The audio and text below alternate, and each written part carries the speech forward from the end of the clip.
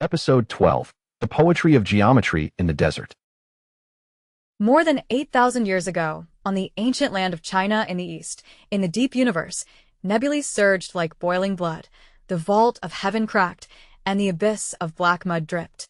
Amidst the despair of all things returning to zero, the ancient echo of goddess Nuwa radiated high-dimensional divine light, holding the five-colored stones that gathered the universe's primal emotions and soared upward. The five-colored stones represented pure love and pain, turning into a gorgeous stream of light the moment they touched the crack. Wherever the light reached, the abyss was perfectly mended. Nuwa scattered the sparks of creation to the mortal realm, and this sky was originally firmly protected, leaving behind warm traces. After long ages, time flowed into a highly automated future. The visual temperature dropped sharply, and humans were alienated into cold parts on a massive production line. Deprived of a connection with art for a long time, the numb collective subconscious of humanity gathered in the dark, eventually generating an absolute rational force called zero domain. Giant grayish-white geometric cracks spread like lightning, ruthlessly destroying the cosmic space-time of art. The sky that had once been mended collapsed again, and countless precious essences of art shattered, scattering to all corners of the river of time. In a cold and lifeless dark corner of the city, a high-dimensional light glowed, and Iona emerged with the compassionate echo of goddess Nuwa. Her silver hair fluttered gently, and her hands softly cradled a glowing, translucent tesseract, the space-time blocks designed to collect shattered space-time. Looking up at the ruined spiritual universe, her eyes empty and sorrowful, she lamented the destruction brought by oblivion.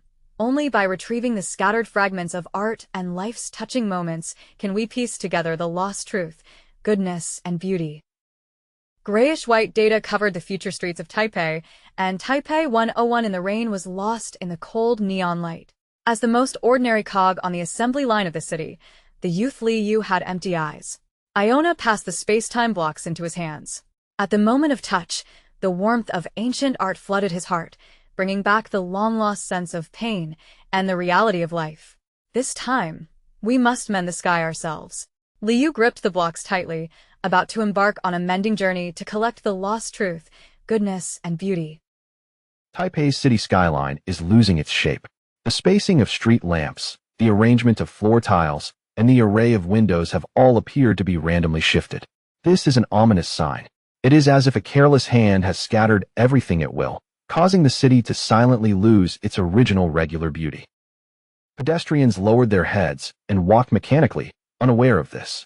An architect stood in front of the design building, staring blankly at the squirming and crooked window panes.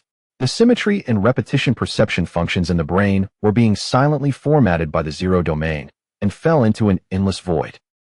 Liu stood on the overpass, looking at the city that was gradually loosening. His fingertips still had the bronze oxide layer brought by the last adventure. He stared at the chaotic lines, alert, standing alone in the wind. He was the only person in this city who could notice that order was losing. Interference in the zero domain spreads in the atmosphere. Wind sound turns into irregular turbulence, and the spectrum of background noise is unbalanced. Citizens wear smiles calibrated by the system, unaware of the disorder. Only geometric line networks spread across the land, completely stylizing life. At this moment, the space-time building blocks in Liu's backpack suddenly vibrated violently. A complex polygonal geometric inlaid light network emerged on the surface of the building blocks, exuding desert-like heat. The small squares inside were reorganized into fractals according to the golden ratio, emitting dazzling golden light, illuminating the young man's face. Iona condensed in midair. Her long hair was wrapped in a dark blue gauze, and her robe was covered with golden recursive star patterns. She guided Liu with a voice as low as a morning bell. Go there, under that desert. Someone is spending his whole life drawing perfect straight lines. The building blocks immediately erupted into bright desert golden light, pulling Liu into the folds of time and space composed of rotating mosaics and flying sand. The wind roared, and the glass pieces collided as crisply as wind chimes, completing the time and space teleportation in the strong dispersion.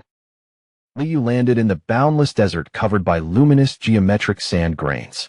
The sand grains are perfectly inlaid with six-pointed stars and polygons, showing a gradient from golden to dark red. In the distance, The towering minaret and dome of the Alhambra Palace stand impressively, giving a sense of historical solemnity. The palace is being covered by the gray plane of zero domain.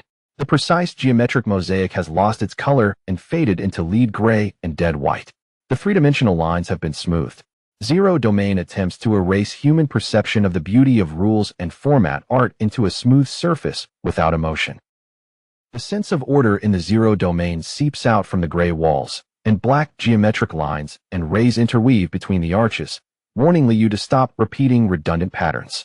The space is folded and dislocated under the interference, and the light is completely swallowed up, bringing an extremely cold and inorganic sense of oppression.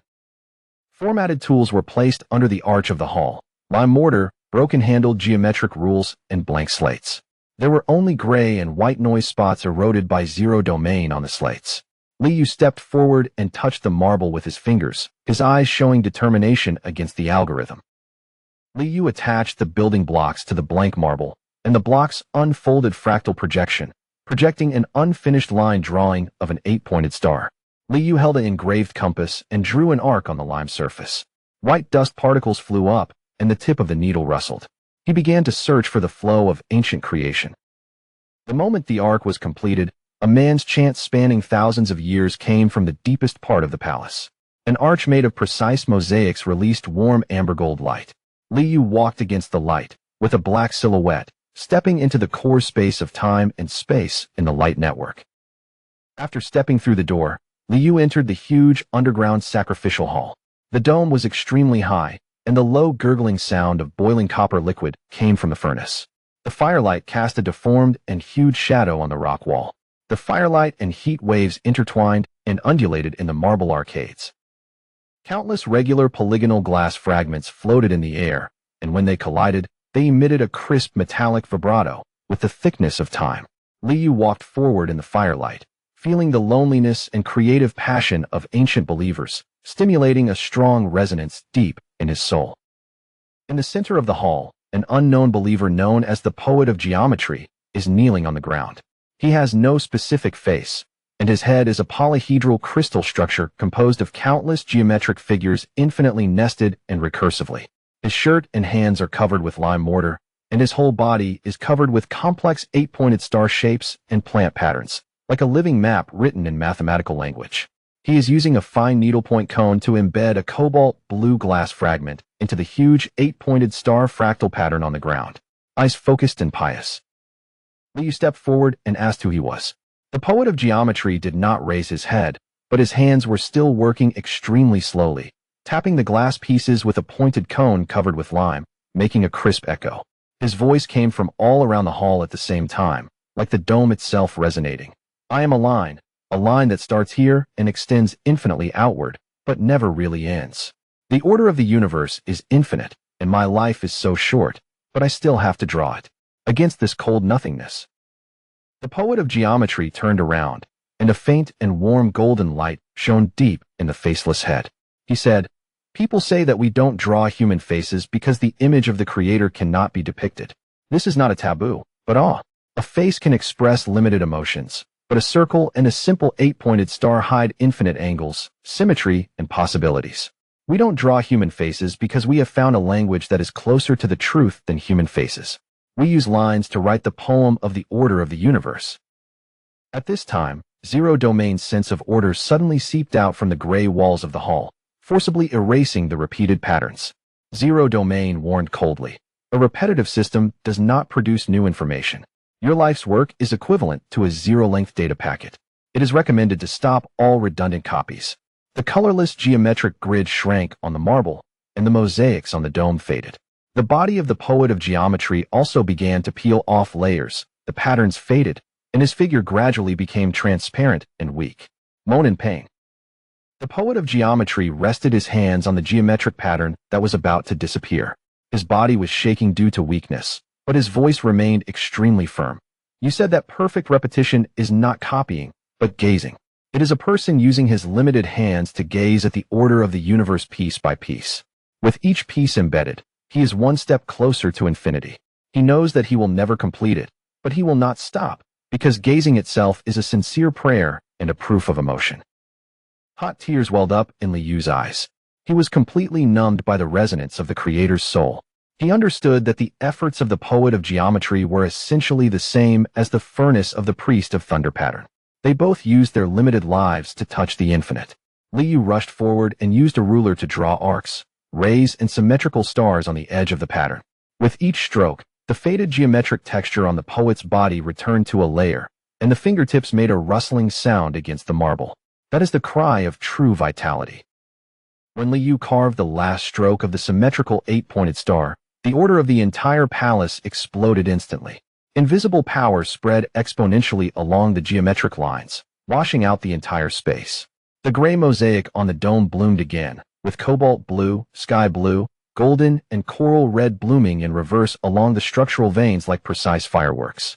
The pure gold 8-pointed star in the center burst out with bright golden light, completely evaporating the gray in the zero domain.